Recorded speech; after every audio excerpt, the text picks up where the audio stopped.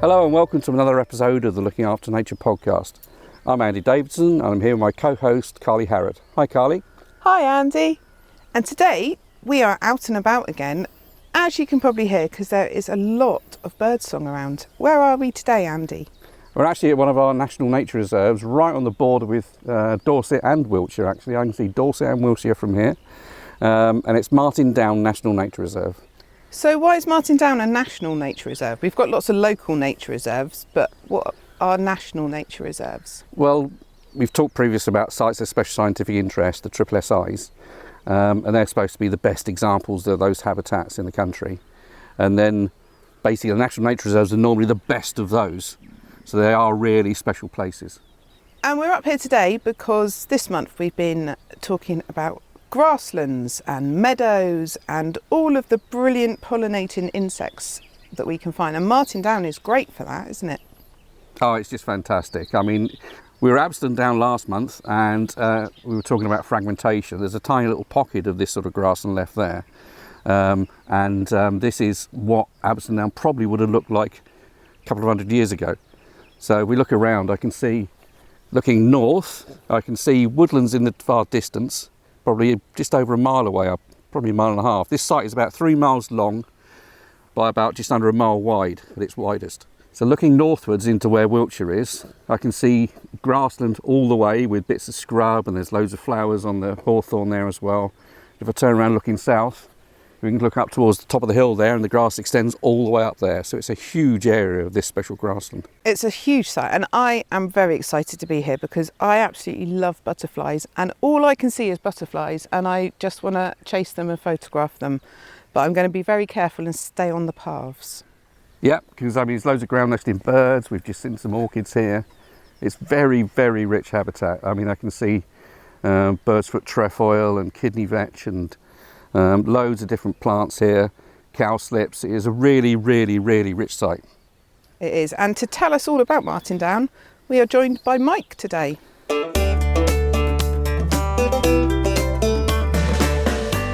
We're joined today by Mike Fussell, who's the ranger here. Hi, Mike. Hi, Andy.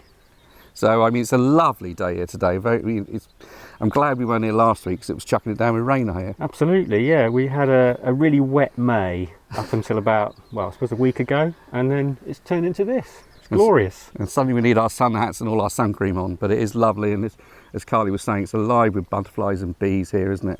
Yep, it really is sort of taking off at the moment. You know, it's for a slow start this year. We've now got all the sort of classic chalk downland butterflies coming out, and the flora is looking fantastic too. It's also very special for the birds as well, isn't it? Because you've got, I mean, it's one of the few places now in Hampshire you can see things like turtle doves, grey partridge, corn bunting, and also occasionally quail, isn't it? Yeah, I heard quail just last week. We get, classic sort of downland birds, or farmland birds really, skylarks, which are all over the down. Corn buntings, we get calling from the bushes around the outsides of the paddocks, and if you walk through the paddocks you're very likely to flush a pair of grey partridge, and if you're really lucky you might hear quail calling. They've got that fantastic call which I'm not going to try and imitate. I'll have a go. I think so. Week. Yeah, that's it.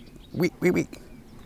And then of course we get the turtle doves coming in at this time of year, all the way from Africa, and we're one of the few places left in this part of the country anyway that still got turtle doves breeding.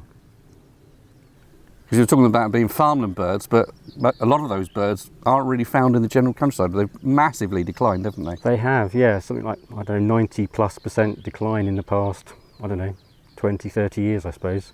Although it's a massive area of grassland here, we are surrounded by farmland as well. I can see just across the border into Dorset, there's dairy farm over there. I can see corn and wheat on the Hampshire side. So you are surrounded by other farmland as well, aren't you? We are, yeah, and we're really lucky here because we've got a really active farm cluster group, which is formed for been formed for about probably 4 or 5 years now, it's facilitated by the Game and Wildlife Trust, and the local farmers get together and they decide for themselves what sort of priorities they've got for improving wildlife on their farms. But Martin Down is like the sort of centre of it, so it's called the Martin Down Farm Cluster. And so they've picked up on priorities like turtle dove, for example, the small blue butterfly, and they're doing things on their farms to try and encourage the species to spread out from Martin Down onto the farmland. So, you know, sort of brimming over into the countryside, if you like.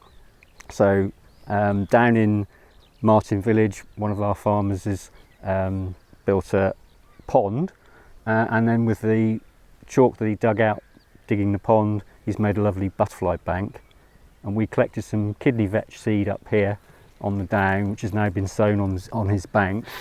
So as we talked last time about that getting the wildlife back out in the countryside, because the Martin Down Farm Cluster, they named it specifically after this place. They recognised the value of getting these pollinators and these turtle doves back out into their farms, didn't they? Yeah, absolutely. And actually some of the farms themselves are already quite rich in wildlife. They've got species that we haven't got here.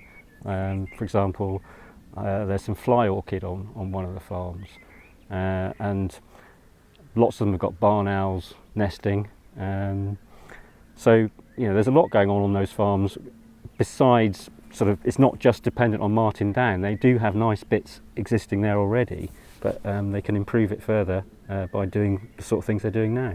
Yeah, so putting in little ponds, which, I mean, up here on the downs, there's not a lot of streams and rivers, so you'd have little ponds, and they're very important for things like turtle doves to be able to drink in the summer, isn't there? Exactly. They're doing wildflower strips up the sides of fields, they're improving their hedgerows, they're doing surveys for things like harvest mouse and work with hedgehogs and all sorts of things, aren't they? Absolutely, and sowing pollinator strips down the side of the fields in some cases, beetle banks. So what's a beetle bank? So beetle bank is, so if you've got an arable field, you make a ridge down the middle of it and allow it to sort of become sort of wild, if you like, with sort of grasses and herbs, and it's basically a refuge for ground beetles, which are an important predator of things like aphids and other pests and disease that you might get on your cereal crops. So it's actually, you know, it's not just good for wildlife, it's providing a service to the farmer as well. And that's the things I talked last time about nature-based solutions, and so we talked a bit about carbon sequestration in all the scrub and the grasslands that takes in the carbon and locks it away. This sort of habitat can make it cooler, because all the vegetation absorbs some of the heat, can make it actual cooler, so actually can reduce daytime temperatures in some places. But those things like the pollinators, clearly for pollinating their crops, and as you say, those natural predators eating the bugs and things that on their crops, which is really important. And it's, apart from anything else, I mean, clearly it reduces the amount of pesticides they have to put on their ground.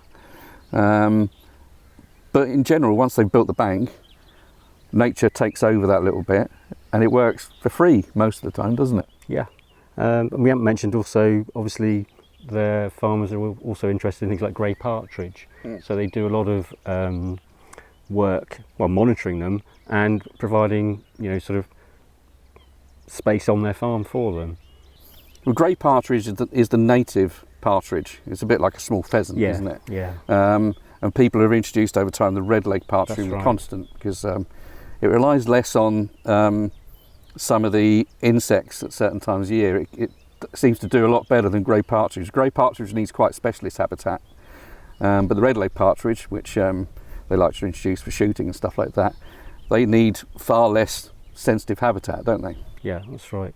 Perhaps also worth mentioning, I mean,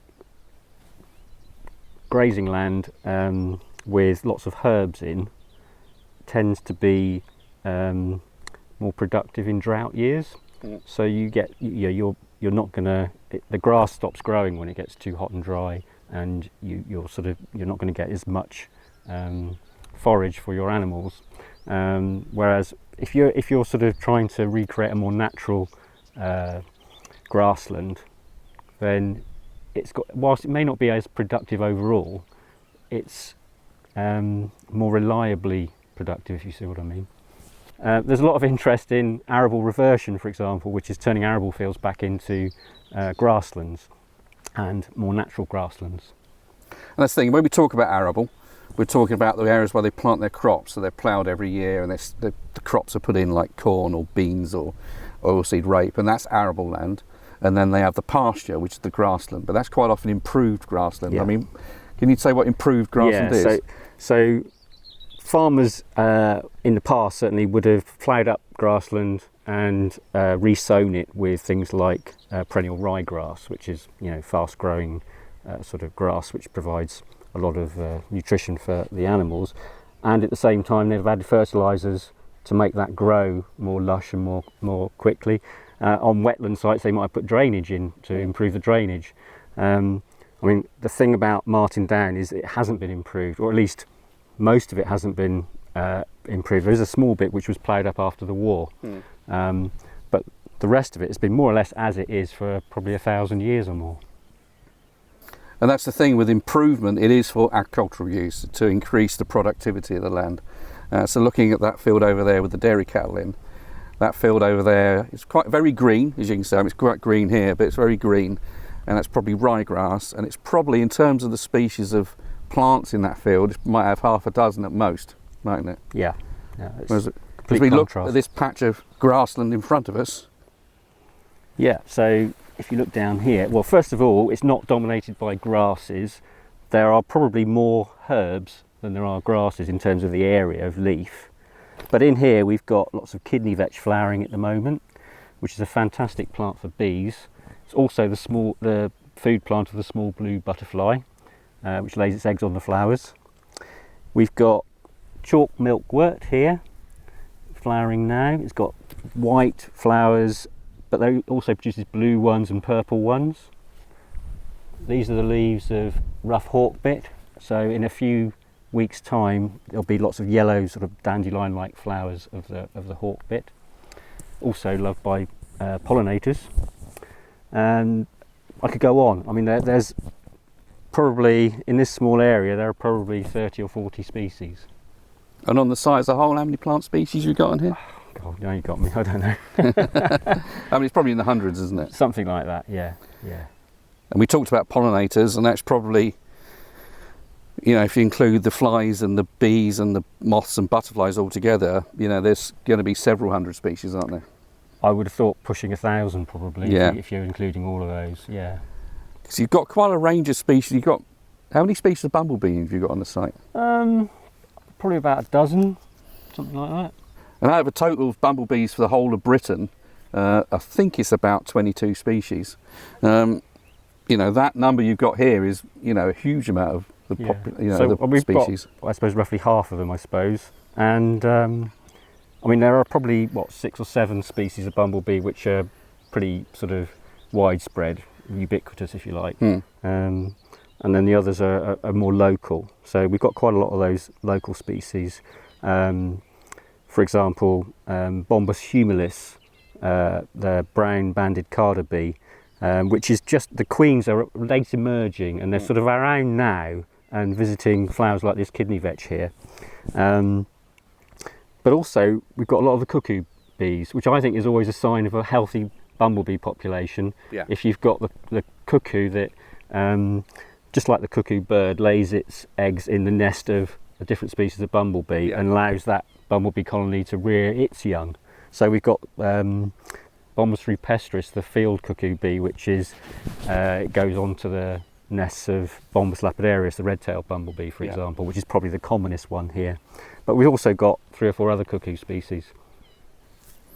So the bumblebees are a bit like honeybees in the way they have males and females and workers. And males and queens, probably the best thing to say, because all the workers are female, aren't they? Yes. So similar in that regard, but different in that the queen honeybee lives for maybe about 5 years, whereas each queen bumblebee it hibernates over the winter and sets up a new colony in the spring, which they've just been doing now, and then they'll be producing workers which are out foraging for the nest, and then at the end of the summer they will be producing new queens and males which he'll mate, and the new queens will then overwinter. The old queens will die. Yeah.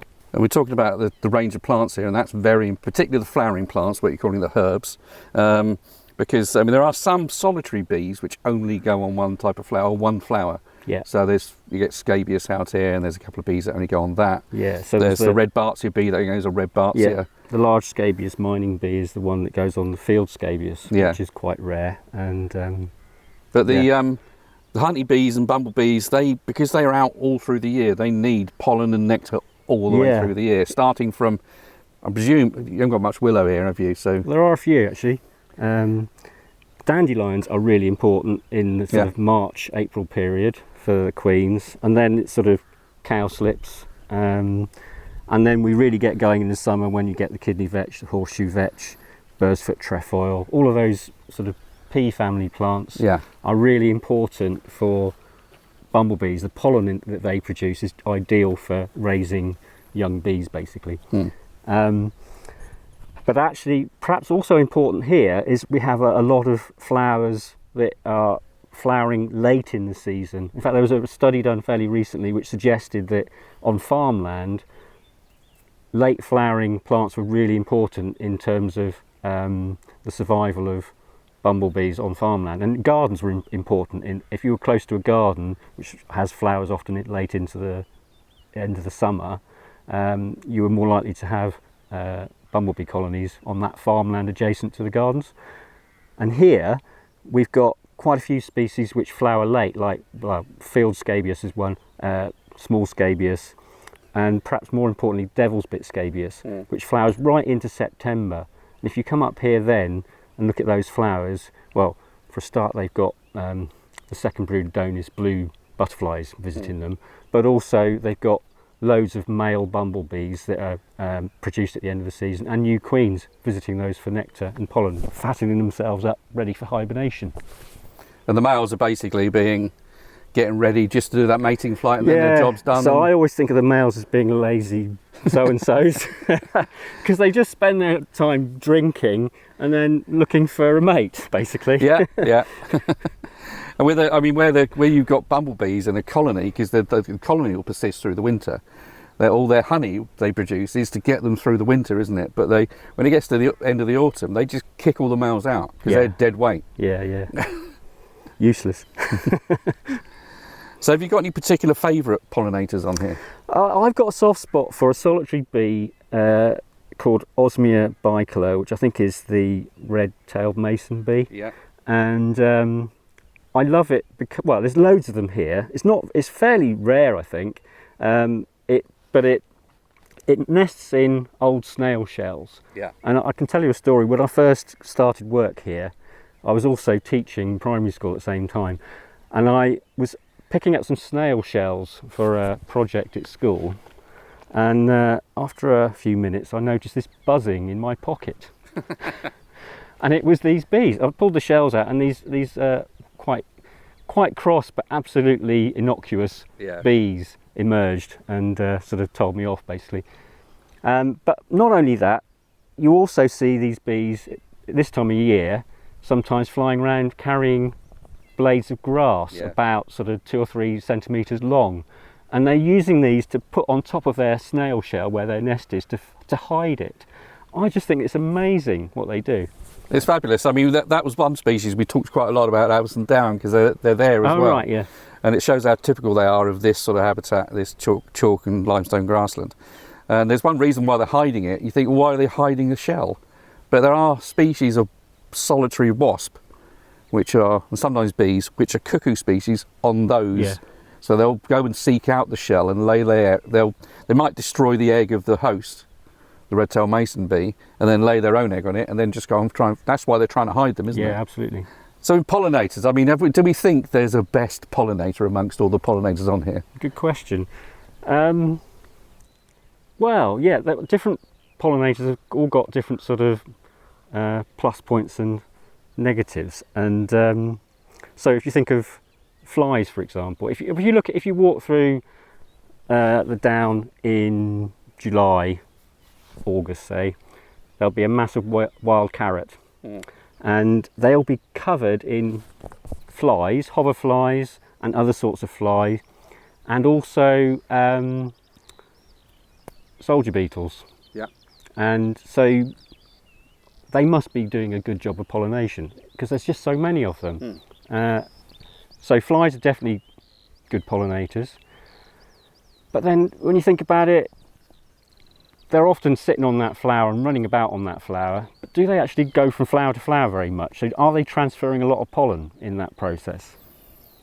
Well, I think they must be, because I mean, basically, the flowers essentially use nectar as the lure to get the insects in, and it's almost like a payment for moving their pollen around, isn't it?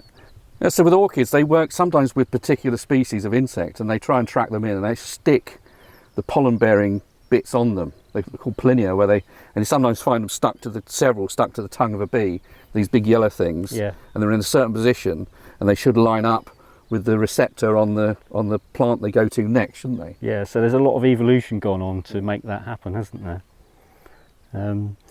So yeah, some plants require sort of very specific pollinators, and others are more general. And I guess that a lot of the things like the wild carrot are probably quite general in terms of what can pollinate them. Some of the more complex flowers, we're talking about pea-type flowers here, these vetches and things, they've got much deeper, so the Yeah. nectaries are further deeper in the flowers, Yeah, so they rely on the longer So tongue I'd suggest species. that bees are the thing for those flowers, wouldn't you? Yeah, quite often. And there's also the quite different ways in which they pollinate things, or they collect the pollen. Now, some people think honeybees are very good because they're very busy, but they don't do what is one thing called buzz pollination. Absolutely, yeah. Tomatoes. Yeah, bumblebees. We'll mention tomatoes a bit, actually. Bumblebees and some of the solitary bees, when they get on a plant, they vibrate their wing muscles and do a little buzz, and that's the only way that the pollen's released. You hear it on roses. Yeah. With like the early bumblebee. Yeah. And some plants, like tomato plants, they need to be buzz pollinated, Yeah. don't they? Otherwise they won't release their pollen. Absolutely. I used to work at a research station where we grew tomatoes, and bumblebees are brought in boxes to pollinate the tomatoes. Yeah. And they actually bite the cone on the tomato flower and then buzz, and that releases this shower of pollen. So if you've got your tomato plants in your greenhouse, have the door open, and hopefully those bumblebees will come in and pollinate it. But Yeah. the honeybees won't do that. No. And bumblebees, I mean, some of the bumblebee species have got much longer tongues than honeybees, so they can reach into flowers that honeybees can't reach. For example, broad bean, for example, has got deep flowers, red clover, foxgloves, those sorts of flowers. That's not to say that honeybees won't sometimes be able to visit those, though, because there is sometimes bumblebees, particularly the buff-tailed bumblebee, which has got a short tongue and can't reach the nectar in broad beans, or comfrey, for example, will bite a hole at the base of the flower. And they cheat, don't they? And they'll actually get the nectar out without pollinating the flower, Yeah. because they're going round the back. Yeah. And then the honeybees will catch on to that, and they'll use the same holes that have been bitten by the bumblebees. Yeah, so if you get in your garden and you go and see particularly these deep flowers, you look down the base of the tube, sometimes you can see these holes where somebody's just trying to sneak in and steal the nectar. That's it. But I think it's probably safe to say that the value of the pollinator of something like that is the big suite of them. They'll do different things. I mean, bumblebees are really good, Yeah. and there are lots of them, and they're visiting loads of flowers all the time, so they're moving pollen around a lot. But they have got this really well adapted system for collecting pollen. Yeah. So they pack that pollen into on their back legs out of the way, and they groom themselves off. So they're actually removing a lot of that pollen from their hairy bodies and making it less available to the plants. Yeah. Whereas some of the solitary bees don't have that mechanism, do they? Yeah. So they're relying on having a hairy sort of underside to their thorax and abdomen to collect that pollen. And so they're probably actually more effective pollinators because they're not packing that pollen away. Yeah. We haven't mentioned moths. So, Yeah, I love moths, and I think they're very underrated. They're very beautiful things when you get to see them, but because most of them only come out at night, they're just hidden, aren't they? They are, but pollination does go on at night. Yeah. I think there was a study fairly recently which showed that in farmland, they collected a load of moths, and they had the pollen they were able to recover the pollen from a whole range of species on those moths. So sort of on the quiet, they're doing a really good job as well. Yeah. And the thing that moths need is a huge range of food plants, because you'll find some moths feed on the grass, some just feed on one species of plant, some feed on the tree and hedgerow species. And if you've got that range of species of food plant, you'll have a range of moths, and hopefully they'll pollinate your crops and your garden plants. Yeah, so at the end of the day, what we need is lots of everything, really, isn't it? Lots of everything, yeah. But as I say, that's the beauty of something like this. It's this massive diversity of plants, insects, birds, and it is trying to, as you know, with the farm clusters, get it back out into this wider countryside. And it's very clear that that's what these surrounding landowners are trying to do, isn't it? Yeah. No, I think we've been through a few years of sort of a lot of negativity about conservation and the state of wildlife in this country, but we're reaching a stage perhaps where we could turn a corner, and let's hope that that does happen. Yeah, I'm pretty optimistic. I mean, I think if we don't do it now, we never will. Well, it's been great coming out and meeting you, Mike. So, you know, real pleasure for you to host us here. It's a lovely site to come to. You've picked a great day to come.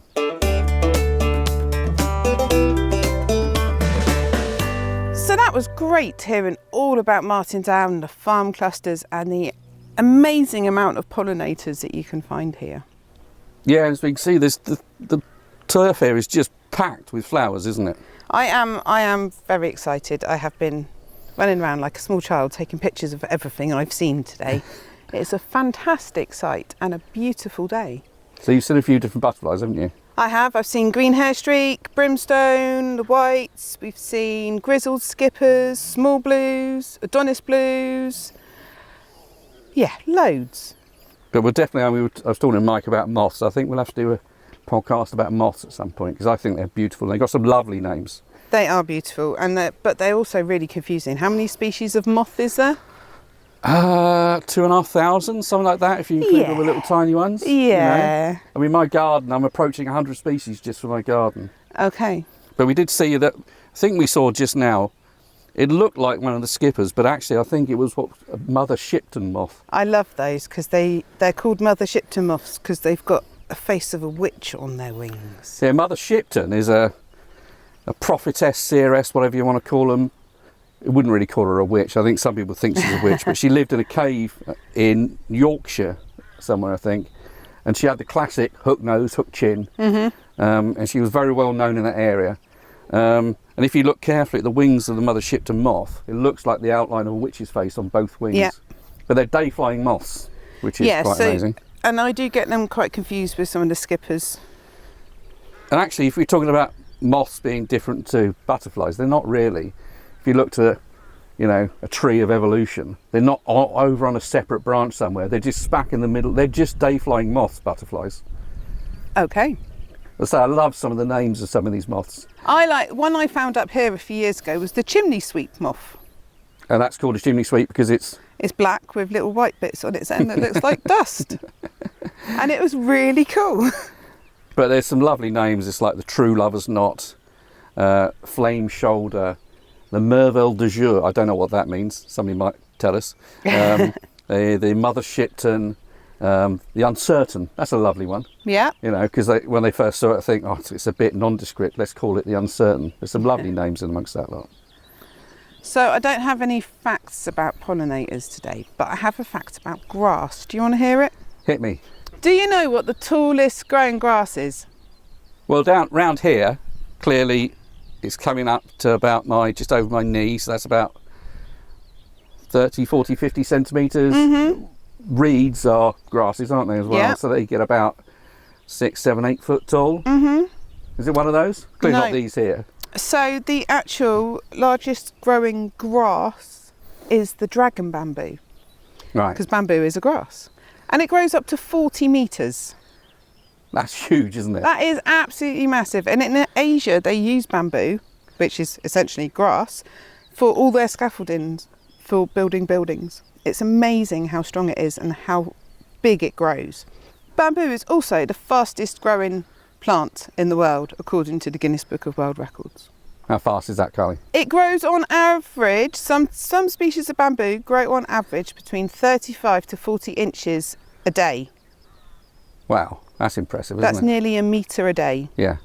And grass is also the most numerous plant on the planet, and it's found on every continent, Even Antarctica. even Antarctica. Because why it's so suited to these grazing areas, because actually the flowering plants and the bushes around here, the growing point is in the tip. So if you think about, we're talking about tomatoes just now, you let tomatoes grow to a certain height and then you nip the top out, and then it makes it go bushy, because the growing point is in the tip of the plant. The growing point in the grass is at the bottom of the plant.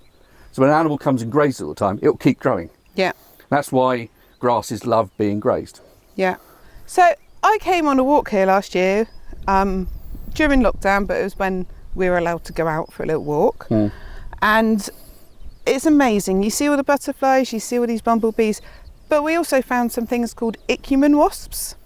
Yeah, the ichneumons, they're in this group that there's these masses of parasitic type wasps. Now they're not true parasites, are they? No, because parasites don't kill the host. Yeah, that's the thing. They don't kill the parasites. So if we've got a tapeworm in us, they shouldn't kill us. They'll just sit there, Yeah. you know, eating our food, but not necessarily affecting us too much. And that's what a parasite does. These are sometimes called parasitoids.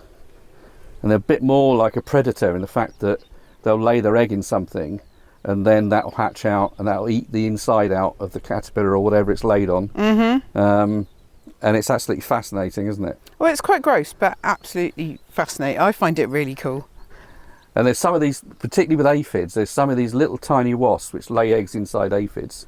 They're a really good way of controlling them. You can actually buy them to put in your greenhouse. They must be tiny. They're absolutely tiny.